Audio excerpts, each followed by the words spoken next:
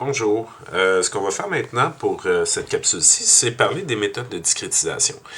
Donc, dans les dernières semaines, avec vos exercices, votre TP, les méthodes de laboratoire, vous avez commencé à construire des cartes thématiques, des cartes choroplètes notamment. Alors, ce qu'on va couvrir aujourd'hui au niveau des capsules qui vont suivre, c'est la question des méthodes de discrétisation.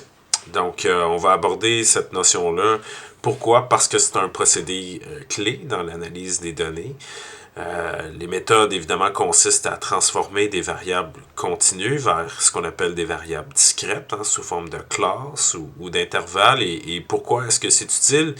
Parce qu'évidemment, lorsqu'on gère des grandes bases de données, ben, ça peut être plus simple de regrouper des valeurs numériques dans des catégories. Donc, un exemple, si on travaille sur le revenu, ben forcément, si on veut plutôt qu'exprimer une variable directement en lien avec un revenu exprimé, ben on va les catégoriser. Donc, pour exprimer des centaines ou des milliers de dollars, ben on va créer des catégories comme faible revenu, revenu moyen, revenu élevé. C'est un découpage. Et pourquoi? Ben parce qu'évidemment, ça permet une amélioration au niveau de l'interprétation des résultats. Donc, c'est une manière assez simple de communiquer les variables. Ensuite, ça peut réduire des valeurs aberrantes.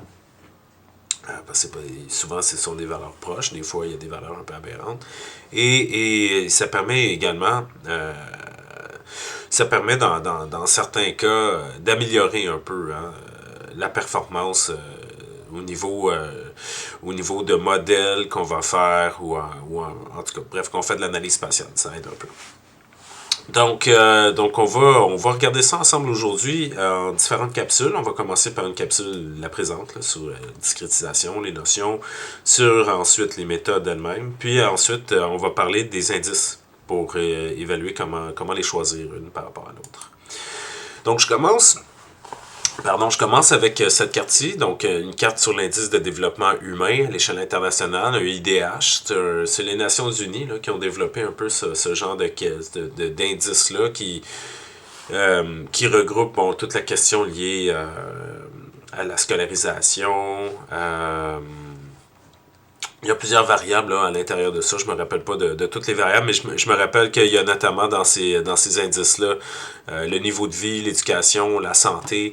Donc, c'est pas mal toutes les variables comptabilisées pour en faire justement là, des indices de développement pour mesurer le niveau de développement là, humain d'un pays.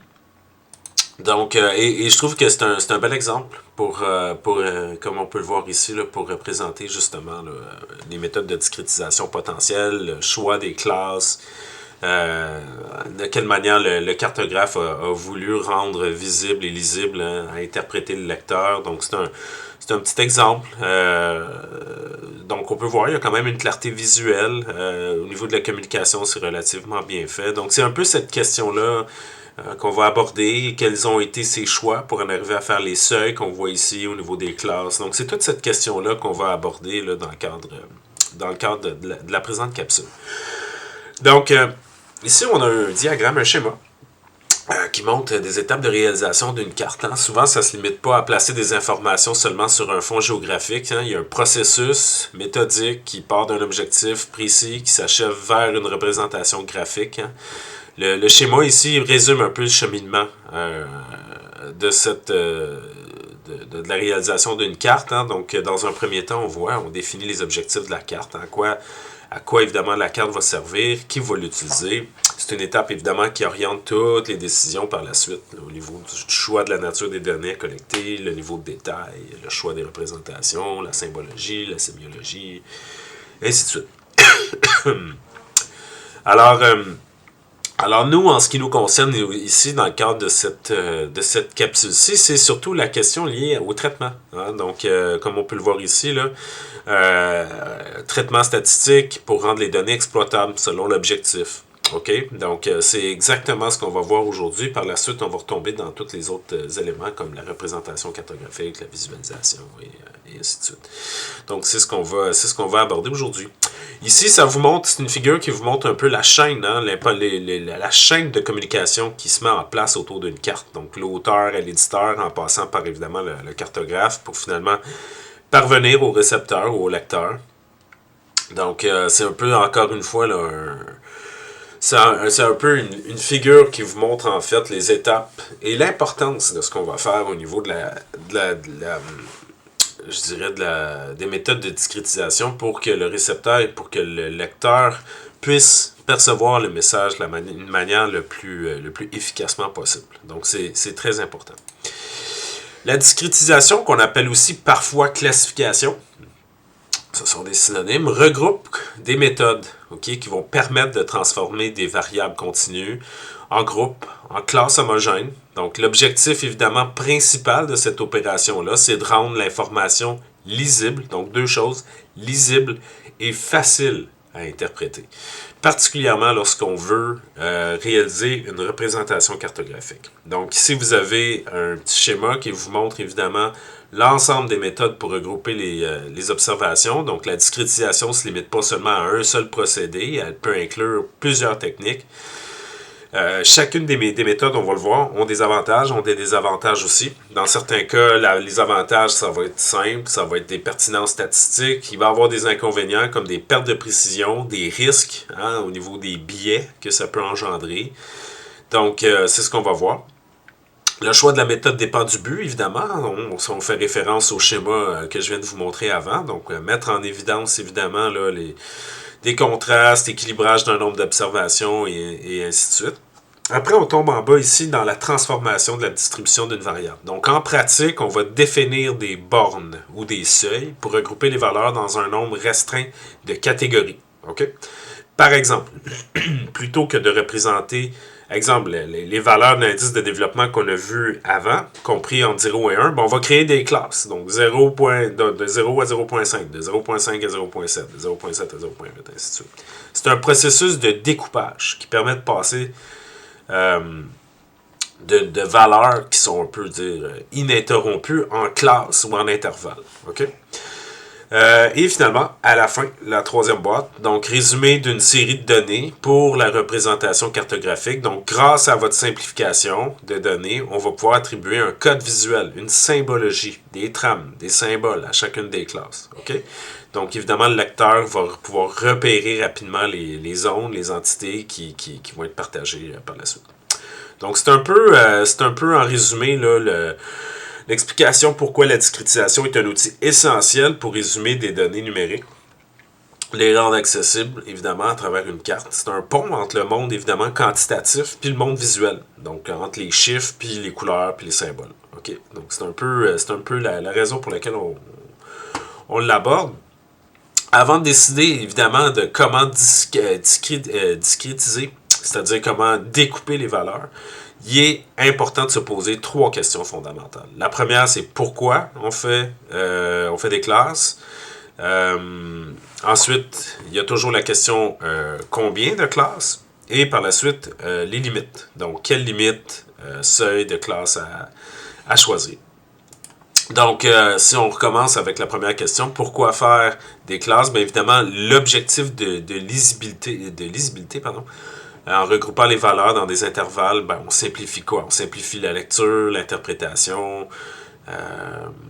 Ensuite, combien de classes? Ben, s'il y a trop de classes, ben, le public pourrait se retrouver face à une palette de couleurs ou des catégories trop nombreuses. Il y a quand même au niveau de l'optique une limite à ce qu'on peut discerner ou voir sur une carte. Puis les limites. Donc, évidemment, là, définir un peu là, sur des méthodes expertes ou encore sur des expertises statistiques avancées, là, quelles sont les bornes fixées pour en arriver ultimement à quelque chose de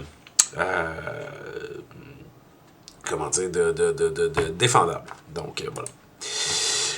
Ici, lorsqu'on réalise une carte ou une représentation visuelle de données, il est souvent nécessaire de réduire la complexité de l'information pour la rendre plus claire, plus facile à comprendre. Okay? C'est vraiment là que la discrétisation ou la classification devient importante. Et il y a deux raisons principales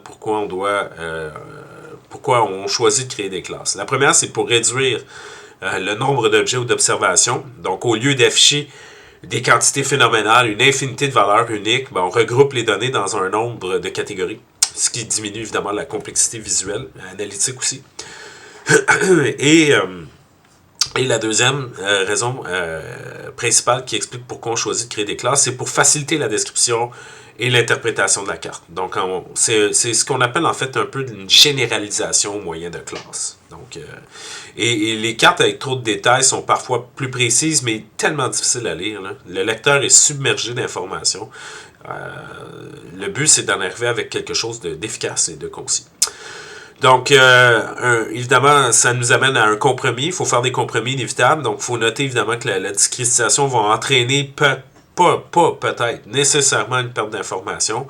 Donc, évidemment, en regroupant ces différentes valeurs-là dans un même nombre de classes, ben évidemment, c'est un choix. Hein? Donc, c'est un choix au niveau de la lisibilité. Donc, et là, peut-être qu'il y en a qui vont dire, ben, des cartes sans classe, pourquoi pas? Ben, en fait, il existe des cartes qui n'utilisent pas de classification, donc des cartes notamment ponctuelles où chaque valeur numérique est affichée directement. Ça donne une information très détaillée, mais souvent moins accessible aux lecteurs qui souhaitent comprendre peut-être souvent une structure générale de données. Donc, en gros, généraliser au moyen des méthodes de discrétisation, c'est un levier important pour rendre les cartes compréhensibles. C'est un équilibre à trouver entre la précision et la lisibilité. Bon, là, la question, c'est combien? Hein?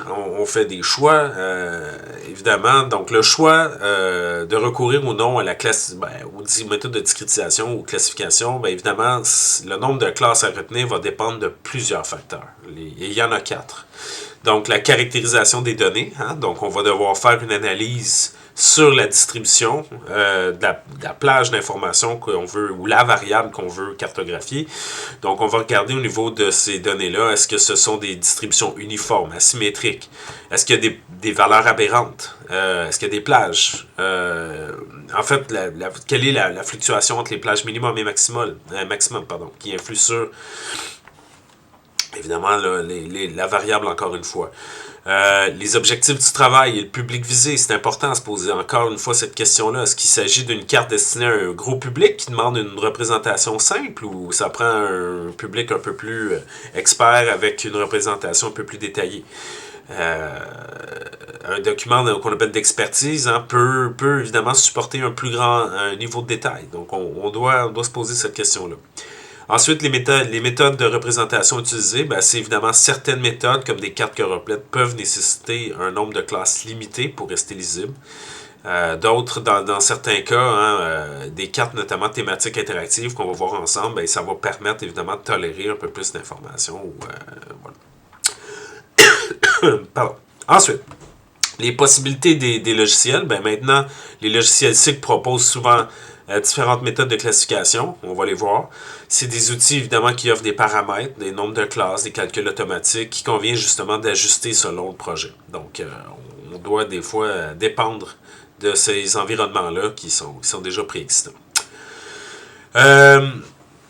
Maintenant, combien de classes? Ben, en cartographie choroplète, on va le voir dans quelques instants, on va préconiser généralement quand même assez peu de classes. Donc 4 à 7 dans certains cas, on va voir. En deçà, évidemment, les cartes risquent d'être trop simplifiées ou sinon elles vont devenir trop difficiles à interpréter.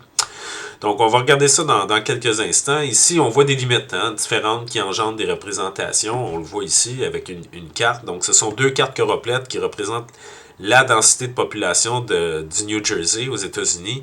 Les mêmes données brutes ont été utilisées, mais avec des bornes ou des classes différentes qui ont été choisies au niveau de la carte à gauche et de la carte à droite, donc A et B. Et on peut voir qu'évidemment, c'est 2 représentations visuelles complètement distinctes. Surtout évidemment, lorsqu'on évalue pourquoi pourquoi les résultats sont si différents. Ben regardez, on va regarder ça en détail. La carte A, en fait, à gauche, on peut voir qu'elle a été utilisée une méthode de classification avec des classes plus serrées. Hein? Donc, si vous regardez ici la trame qui est juste ici, là, hein? Donc on voit là, c'est extrêmement serré qui donne évidemment à partir des valeurs de 3000 et plus une seule couleur. Tandis qu'ici, on est allé vers des intervalles un peu plus égaux. Donc, la carte B, on voit un découpage qui est complètement différent, qui peut regrouper plusieurs niveaux de densité dans la même classe. Donc, Ça vous donne un peu, évidemment, une conséquence sur l'interprétation. Donc là, on perçoit plus de nuances dans la répartition de la population qui peut faire ressortir des écarts, évidemment. La B, elle est plus densément plus peuplée, donc ça apparaît nettement plus isolé en termes de densité. Donc, ça vous donne un peu comment dire, l'impact que peut avoir la signification là, au niveau du découpage. Hein? Donc, clairement, là, je pense que c'est un bon exemple. Donc, évidemment, les limites des classes vont influencer d'une manière assez importante là, une carte hein, au niveau de son interprétation, de sa perception. Donc ça vous donne un peu une idée là, de l'importance là, de la chose.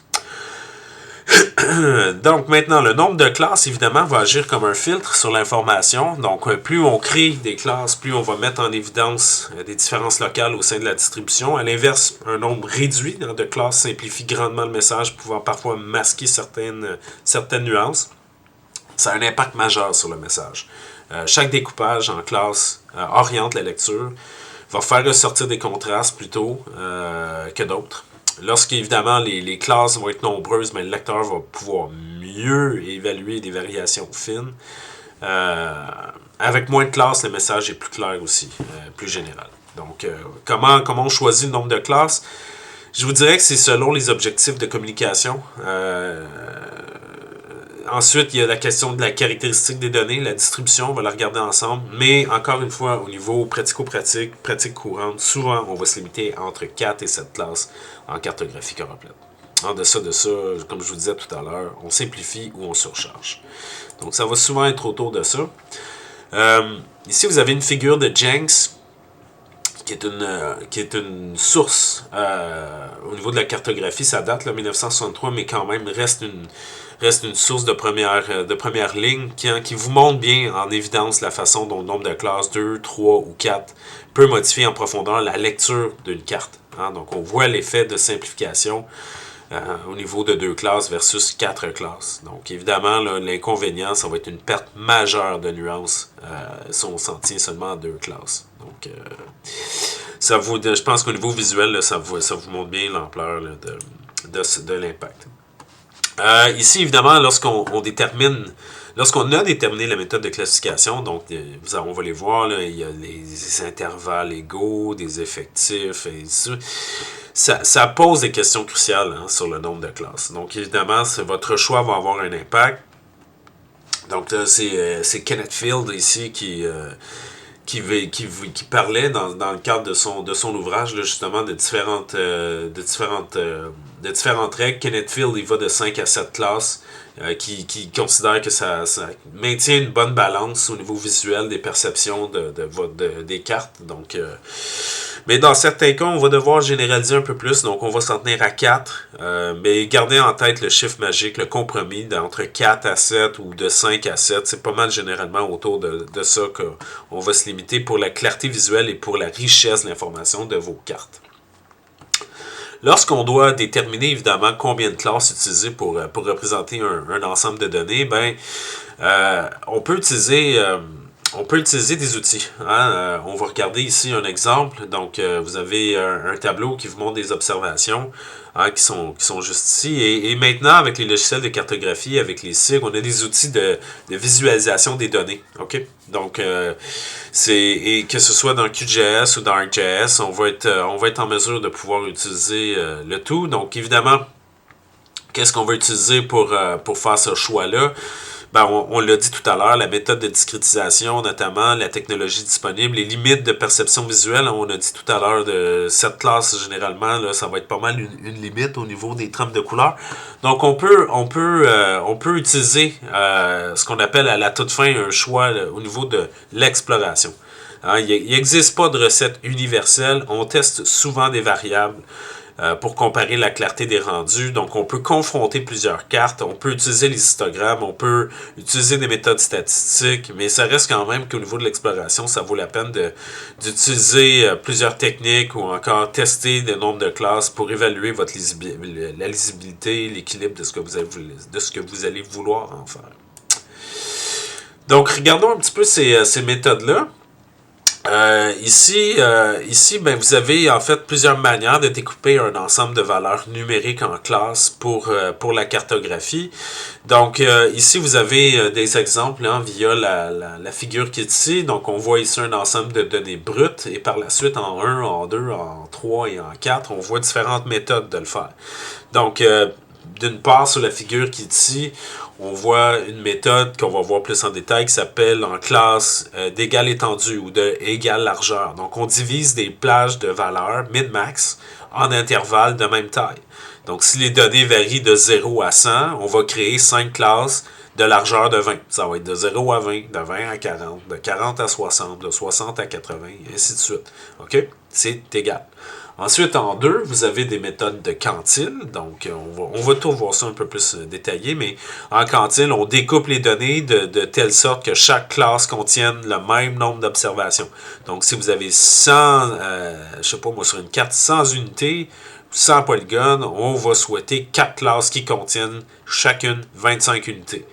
Donc, peu importe la valeur, ça va être divisé par 25. OK? Si on travaille sur des tranches de personnes ou sur des personnes, on ne va pas évaluer évidemment leur âge ou quoi que ce soit. On va juste s'assurer qu'on va classifier 25 personnes par groupe, peu importe là, la variabilité de leur variable. Ensuite, en 3, vous avez... non, en 4, pardon. En 4, vous avez la moyenne et l'écart type qui s'appuient sur des statistiques descriptives. Donc, évidemment, là, je n'ai pas besoin de vous expliquer c'est quoi la moyenne et un écart type. Donc, ça va être vraiment basé sur faire ressortir des écarts autour de la moyenne qui permet de repérer des zones ou encore... c'est ça, ce sont des analyses statistiques principalement. Et finalement, en 3, vous avez une progression géométrique qui s'appelle en fait un ratio.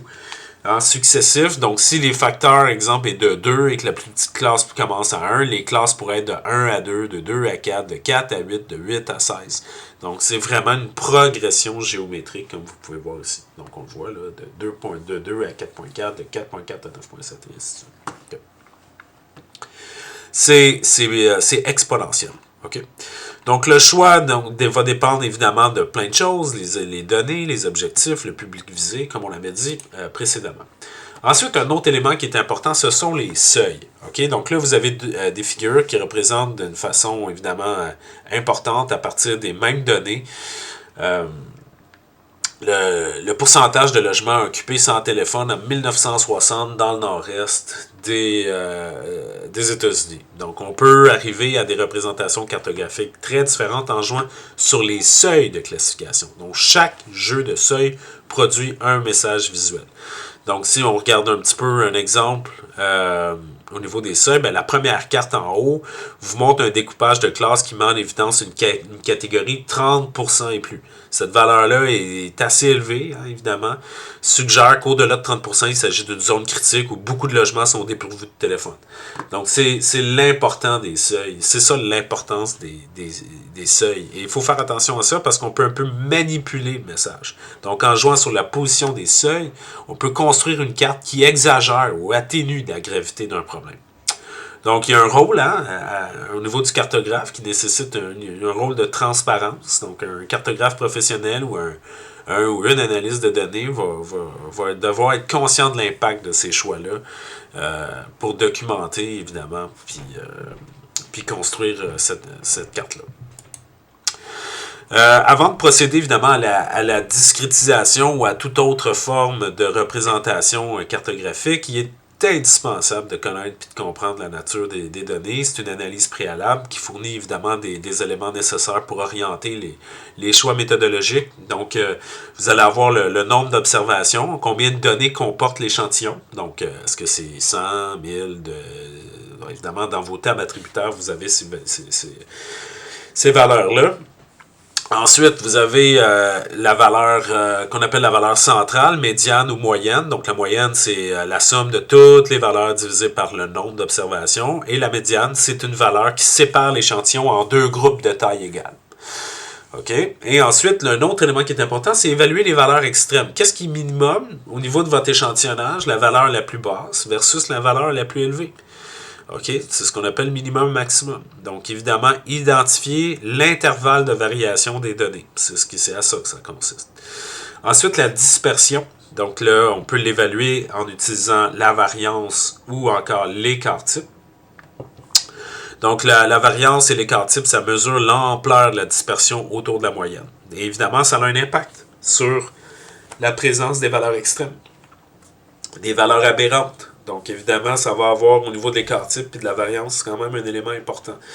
Et vous avez le coefficient de variation qui consiste en fait entre une division de l'écart type et de la moyenne, qui est utile pour comparer la variabilité entre plusieurs séries de données différentes ou pour évaluer si la moyenne est représentative.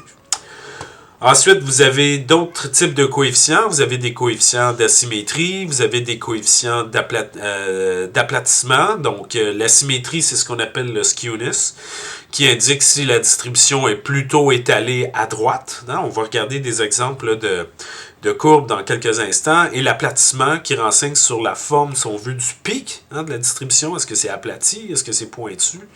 Et ainsi de suite. Tout ça, c'est évidemment important et peut orienter le choix de votre méthode. Puis évidemment, orienter le choix de la méthode, limiter les biais, donc évidemment au niveau de l'interprétation, améliorer la pertinence et ainsi de suite. Donc avant, évidemment, de décider comment discrétiser les données ou quelle méthode statistique employer, il est essentiel d'examiner visuellement la forme de la distribution. OK? Donc il existe plusieurs types de graphiques qui vous permettent de le faire. Il va y avoir des capsules là, qui vont suivre celle-ci pour un peu plus le volet pratique dans QGIS. Donc, évidemment, l'histogramme est un outil important. Donc, l'histogramme découpe la plage des valeurs en intervalles. Et c'est à partir de là qu'on va pouvoir voir justement un peu comment la distribution, si la distribution est symétrique, asymétrique, et ainsi de suite. Également, va nous permettre de révéler s'il y a des valeurs aberrantes ou des valeurs extrêmes. Il y a des polygones de fréquence. Il y a des box plots également, des boîtes à je ne sais pas comment l'appeler ça en français, là. Mais ce sont des intervalles interquartiles en fait.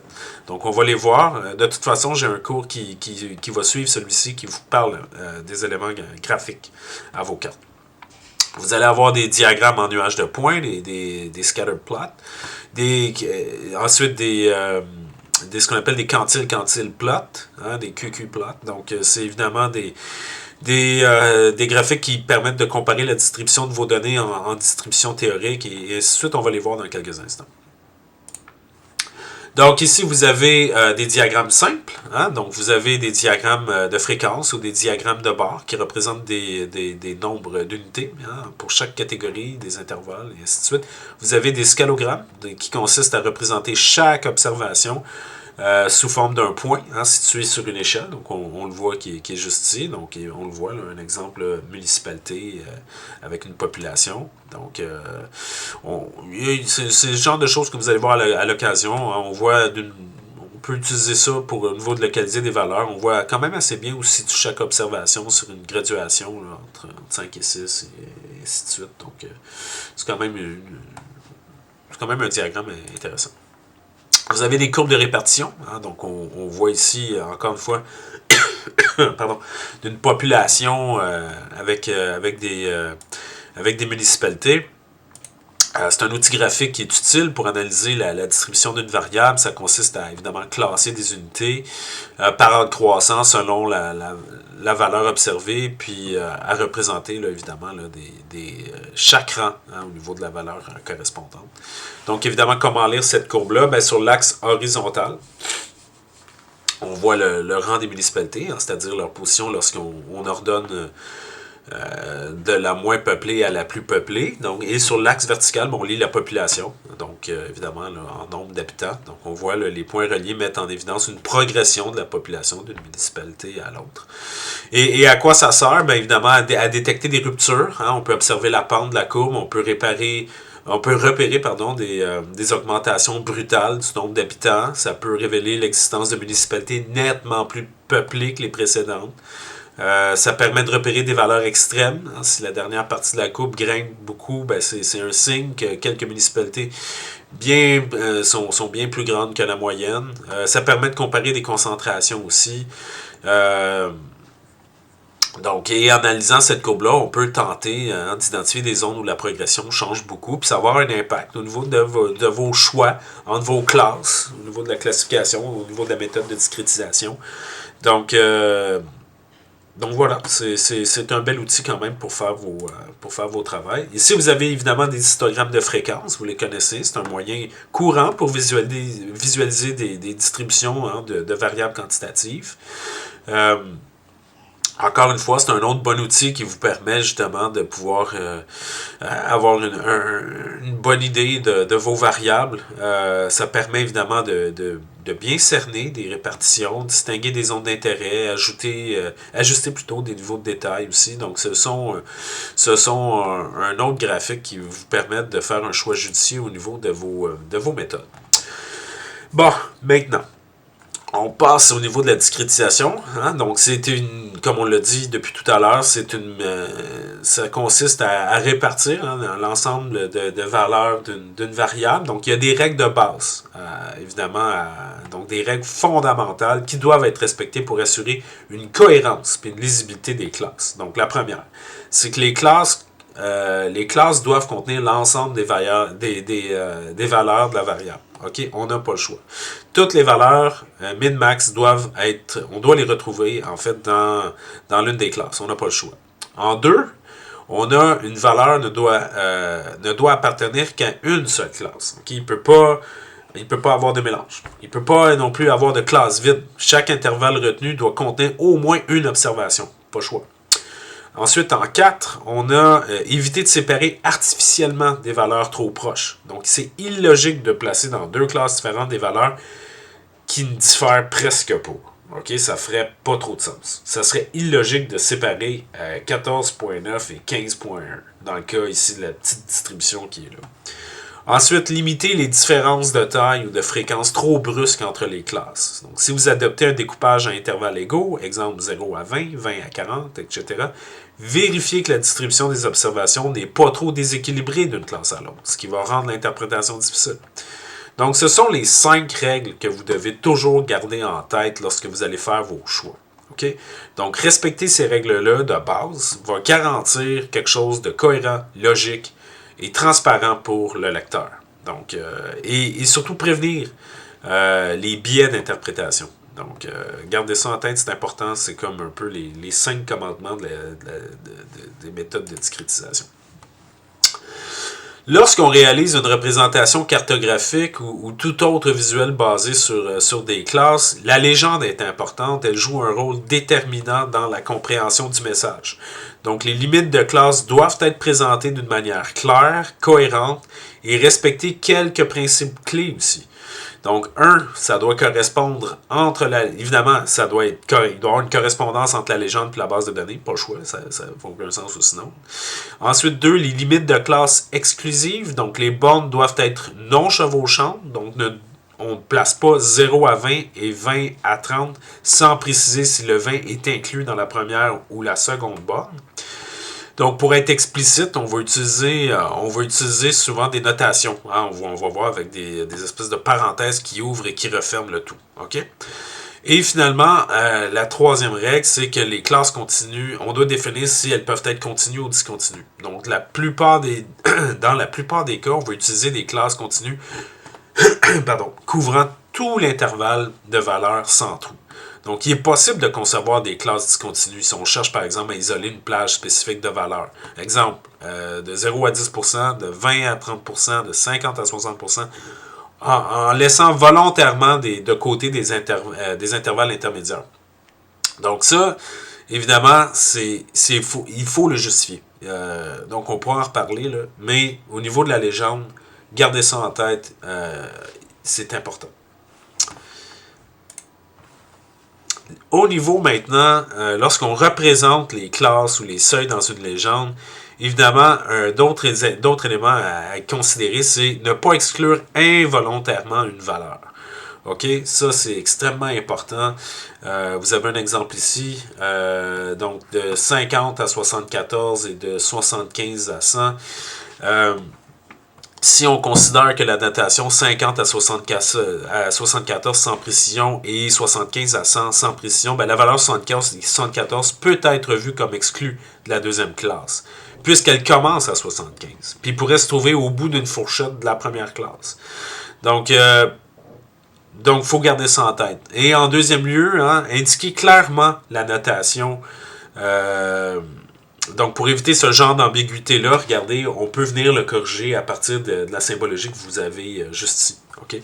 Donc, je trouve que c'est une bonne manière de le faire. Il est conseillé de spécifier les bornes d'une façon explicite dans la légende, comme vous pouvez le voir juste ici dans l'exemple qui est là. Okay? Donc, vous pourrez utiliser un peu le tout. Donc, si on utilise ici cette manière-là, cette syntaxe-là, pour éviter justement les ambiguïtés, qu'est-ce que ça va vouloir dire? C'est que ça va vouloir dire qu'ici, de 0 à 75 jusque-là, ça implique qu'on est à 74.999 puis que ça va être classé en dessous du 75. Donc, vous pourriez utiliser cette annotation-là qui, au niveau des bonnes pratiques, est correcte. Ici, vous avez un histogramme qui présente une distribution d'une variable exprimée en pourcentage. Donc, évidemment, là, on peut le voir à partir de l'abscisse. Et vous avez évidemment sur l'axe des ordonnées la fréquence absolue, donc le nombre. Ici, c'est un exemple avec des comtés. Donc, évidemment, plusieurs informations se dégagent ici. Donc, c'est évidemment une forme générale. Qu'est-ce que ça représente? Ça montre une forme générale, évidemment, de la distribution. Ensuite, vous avez la moyenne à 63.4, qui est exprimée par la petite flèche rouge qui se situe juste ici. Et c'est une valeur moyenne qui indique, évidemment, là, la majorité des comtés tournent autour d'un peu plus de 60%. C'est un indicateur global qui est important. Vous avez la courbe normale, évidemment, là, donc la courbe grise qui vous montre en fait une distribution normale, théorique, ayant évidemment la même moyenne et un écart type similaire. Vous avez une interprétation de l'écart par rapport à la normale. Donc, c'est une distribution. Si la distribution plutôt était parfaitement symétrique, ben, l'histogramme suivrait de près, évidemment, la courbe. Donc ces histogrammes-là, évidemment, associés à la courbe de distribution normale, vont vous fournir un double regard. Donc, ça montre une répartition réelle des données, on le voit en rouge, et évidemment, à partir de la courbe grise, ça vous montre en fait une représentation de la distribution théorique entre les deux. Donc, c'est deux niveaux d'information quand même importants là, pour vous... pour par la suite faire vos choix au niveau des méthodes de discrétisation. Donc, on peut regrouper les méthodes de discrétisation en 6 grandes familles, chacune évidemment répondant à des logiques et des besoins différents. Vous avez on peut les diviser en deux. Vous avez les discrétisations qui sont intuitives, qui est basé sur, en fait, le fait le principe est basé sur aucune analyse systématique de la séquence des valeurs. Donc, on crée des classes, souvent basées sur la connaissance du terrain ou de l'expert ou de l'experte sur une décision un peu arbitraire. Okay? Donc, c'est une approche empirique sur laquelle on s'appuie sur des expertises, sur des pratiques, sur des observations directes d'un phénomène. Les seuils peuvent être choisis pour des raisons pratiques. Ça peut être des tranches de prix standard. Ça peut être, je sais pas, tu sais, on peut aller n'importe où avec ça, là, au niveau des expertises. C'est rapide à mettre en place. Surtout si on dispose d'une bonne connaissance du domaine. Mais il y a des limites. Donc, l'absence des critères statistiques peut faire en sorte qu'on peut facilement passer à côté d'une rupture réelle et créer des coupures artificielles. Évidemment, ça amène un niveau de subjectivité. Donc, voilà. Et vous avez les discrétisations exogènes, où là, on fait appel à des valeurs de référence ou des normes externes déjà existantes pour établir des seuils de classe. Donc, il peut s'agir de la moyenne nationale d'un seuil réglementaire, d'une classification officielle ou encore d'une valeur limite naturelle. C'est une méthode qui est souvent utilisée pour comparer plusieurs ensembles de données à des standards reconnus. Il y a des avantages. Donc, évidemment, les classes parlent... en fait, c'est souvent... comment dire? C'est sans réglementaire et... il y a beaucoup d'avantages à utiliser ça. OK, ça donne une cohérence dans le temps, ça donne une cohérence dans l'espace. Il y a des limites. Le référentiel, évidemment, ne peut pas être adapté à la distribution réelle des données quand c'est trop éloigné, quand c'est trop ancien. Possibilité de contresens si la valeur limite externe n'a plus de pertinence dans le contexte non plus. Bref, ça vous donne un peu... ça sert à comparer. Là. Donc, c'est ça. Donc, discrétisation intuitive, discrétisation exogène. On va regarder ça. Vous avez les discrétisations graphiques aussi. Donc, parmi, évidemment, les différentes familles, ça se distingue par des approches visuelles, empiriques. Ça consiste à observer directement la répartition des données via des graphiques, comme des histogrammes, des scalogrammes aussi. Ça permet, évidemment, comme on a dit tout à l'heure, de repérer des ruptures naturelles, des discontinuités. Ça regroupe des valeurs statistiques voisines. Ça identifie des discontinuités, des seuils. C'est intéressant, évidemment, pour tout le processus qui est un peu aussi subjectif, hein, contrairement à des méthodes plus formalistes comme Quantile ou le type Jenks, ben, la discrétisation graphique va s'appuyer beaucoup sur l'appréciation visuelle de l'analyse. Donc, ça repose vraiment sur une approche. C'est très intuitif, c'est très flexible. C'est particulièrement adapté lorsqu'on veut détecter visuellement des ruptures claires dans la distribution. Elles peuvent se combiner évidemment à d'autres méthodes aussi, mais bref, il y a quand même un caractère subjectif qui nécessite quand même une bonne justification pour utiliser ces méthodes-là. Ici, vous avez une figure qui vous montre différentes façons de visualiser puis analyser les densités de population. Donc, vous avez évidemment là, une distribution potentiellement multimodale, comme on peut le voir à gauche. Donc, évidemment, chaque pic sur la surface de densité ou de fréquence correspond à des regroupements. Là, ça va de soi. Vous avez par la suite vous avez différents niveaux, là, on peut le voir, là, à partir des valeurs. Là, dans A, en B, en fait, on a la distribution des données en A, et par la suite, en B, vous avez toutes les valeurs. En C, vous avez les valeurs de 4 à 120. Et en D, vous avez un histogramme qui est généralisé. Donc, évidemment, les histogrammes, les courbes de densité, ça offre, hein, comme on peut voir, des angles de vue complémentaires pour une distribution d'une variable. Donc, gardez ça en tête, là, c'est des beaux outils. Parmi les méthodes dites mathématiques maintenant, hein, il y en existe on a dit qu'il y avait 6 familles, maintenant mathématiques, on trouve celle des intervalles d'égale amplitude aussi, appelées dans toutes les interfaces de géomatique, là, equal ranges, donc les intervalles d'égale amplitude. C'est des approches qui se fondent uniquement sur des plages de valeurs du min au max, qui ne tient pas compte de la répartition effective des fréquences. Donc c'est... pardon. C'est un calcul d'étendue de variables. Okay? On définit le nombre de classes, évidemment, qui est souhaité. Chaque classe va couvrir une même amplitude. Exactement la même. Donc, si on a des données qui s'étendent de 10 plutôt à 90, ben, l'étendue va être divisée par 4, qui va donner une amplitude de 20. Donc, 10 à 30, 30 à 50, 50 à 70, 110 à 90. En choisissant des bornes fermées ou ouvertes selon la convention. Okay, c'est simple, c'est cohérent, c'est linéaire, mais au niveau des inconvénients, ça ne tient pas compte des fréquences, la distribution, si elle est asymétrique ou concentrée, ça ne tient pas compte du tout de ça. Donc, c'est généralement rarement utilisé pour faire des cartographies de choroplète. Parce que la carte peut devenir vraiment trompeuse. La majorité des entités se situent dans un seul intervalle. Hein? Donc, ça va vraiment occasionner un biais. Vous avez évidemment des phénomènes qui vont se présenter d'une manière avec des distributions dissymétriques, donc rendant évidemment peu pertinentes les méthodes de découpage à intervalles d'égale amplitude. Donc les discrétisations par progression vont constituer une bonne alternative. On va définir des classes dont l'amplitude va varier selon un taux d'accroissement positif ou négatif depuis la valeur minimum. Et en fait, c'est qu'on part d'un intervalle initial où on applique un taux de croissance ou de décroissance régulier pour déterminer l'amplitude successive. Okay?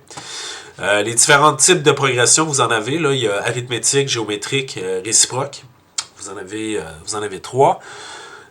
Et généralement, le taux d'accroissement peut être de 2 types. Peut être positif, ça peut être négatif aussi.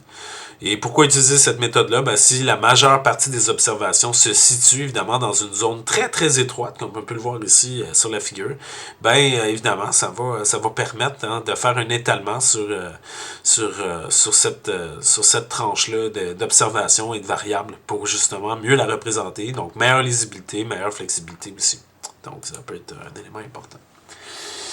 Lorsqu'on souhaite évidemment découper une plage de valeurs en classes dont l'amplitude augmente d'une façon arithmétique, on va appliquer des facteurs constants qui vont évidemment se cumuler à chaque classe. Donc l'idée, c'est de partir d'une classe étroite pour des valeurs les plus basses et faire croître progressivement la taille des classes jusqu'au maximum. Donc ici, vous avez un petit exemple là, avec le calcul des limites supérieures. Au niveau des progressions, bien évidemment, les progressions existent deux grandes manières de faire varier l'amplitude des classes. Il y a des progressions géométriques, il y a des progressions réciproques. Les deux s'appliquent lorsque les données présentent une large plage de valeurs au phénomène de croissance, donc exponentielle. Okay? Et finalement, au niveau de la cinquième famille, ben, on va avoir les quantiles, qui est également appelé des classes d'égale fréquence, ou en anglais, on va appeler ça equal count, qui constitue une méthode répandue en analyse de données et en cartographie. L'idée, c'est de créer des classes contenant le même nombre d'observations, quelle que soit leur valeur numérique. Donc, on change d'abord les données par ordre croissant, puis on va découper les séries en portions égales selon le nombre d'observations totales. Donc, les bornes de classe vont correspondre à des valeurs de variables se situant à des positions clés, comme exemple 25% des données pour le premier quartile, 50% pour la médiane, et ainsi de suite. Donc, il y a des avantages à travailler avec cette méthode-là. C'est évidemment, ça permet une indépendance par rapport à la plage des valeurs. Qu'il y ait ou non des valeurs extrêmes, celles-là vont être simplement réparties dans des classes correspondantes sans gonfler une seule classe. Moi, c'est celle-là que j'utilise généralement quand je fais des cartes des îlots de chaleur parce que il y a souvent des valeurs aberrantes au niveau des températures et cette méthode de discrétisation permet d'éliminer l'effet des données aberrantes. Donc, gardez ça en tête, là, c'est une méthode au niveau des valeurs aberrantes très intéressante. Et vous avez évidemment ici d'autres méthodes, la moyenne emboîtée. Vous avez également la méthode basée sur la moyenne et l'écart type. Donc la moyenne emboîtée, évidemment, le principe, c'est qu'on divise la série en deux boîtes autour d'une moyenne globale. Donc toutes les valeurs inférieures à la moyenne, toutes les valeurs supérieures à la moyenne. Et par la suite, on va les diviser. Ça va donner évidemment des procédés qui vont être répétés. Là. On peut évidemment, ça implique que ce sont des paires, donc ça va être des 2, 4, 8 ou 16 classes, dépendamment. Donc 16 classes étant évidemment trop élevé, mais on peut aller jusqu'à 8 classes dans certains cas pour représenter des éléments liés à la moyenne emboîtée. Okay? C'est une méthode évidemment qui équilibre également. Même chose au niveau des valeurs aberrantes, elle peut être intéressante. Donc voilà. Elle est très bien adaptée pour tout ce qui est les distributions de données à très forte asymétrie. Et évidemment, bon, la moyenne, l'écart type, ça délimite des seuils là, selon la distance et ainsi de suite. Donc, ça facilite également des comparaisons. Donc, vous avez ici des exemples en lien avec une distribution qui vous montre un peu moyenne et écart type qui s'applique sur des représentations. Ici, ben, on voit l'évolution d'un indice de qualification professionnelle pour 3 groupes, femmes, hommes, et ensemble avec des classes définies selon la distance de la moyenne et de l'écart type. Donc, la moyenne et l'écart type peuvent être utilisés également.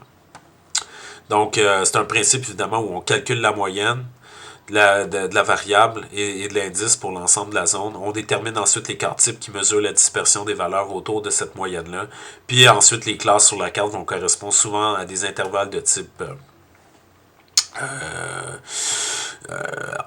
autour de la moyenne, entre la moyenne et ainsi de suite. Donc, ça vous donne un peu, là, on le voit, là, un indice là, au niveau des écarts types, moins de 2, moins 2 à 1, et ainsi de suite. Donc, je dirais que c'est une méthode intéressante qui sépare nettement les zones en fonction de l'écart type. On localise celle où l'évolution de l'indice est particulièrement forte ou faible. Faut garder à l'esprit que la moyenne et l'écart type peuvent à être fortement influencé par des valeurs extrêmes. Donc ça, au niveau des valeurs aberrantes, c'est peut-être moins un choix adéquat. Donc évaluez toujours via les différents graphiques là, de quel... Est-ce qu'il y a des valeurs aberrantes minimum, des valeurs aberrantes maximum? Et si c'est le cas, au niveau de la moyenne, il va y avoir un effet de lissage qui peut occasionner des biais. Donc faites attention. Faites attention à ça. Ici, vous avez des classes équiprobables aussi, qui utilisent des probabilités sur la courbe normale. Donc ça constitue évidemment une méthode de discrétisation qui suppose que la distribution elle est normale, elle est de courbe gaussienne, là, donc une cloche là, classique. L'idée, c'est évidemment de fixer des bornes de chaque classe de sorte qu'un pourcentage identique des observations se situe entre chacune d'elles. Donc, on le voit ici, la moyenne, elle est là. Puis par la suite, tous les intervalles, les intervalles vont être égaux en lien avec cette moyenne-là. Okay?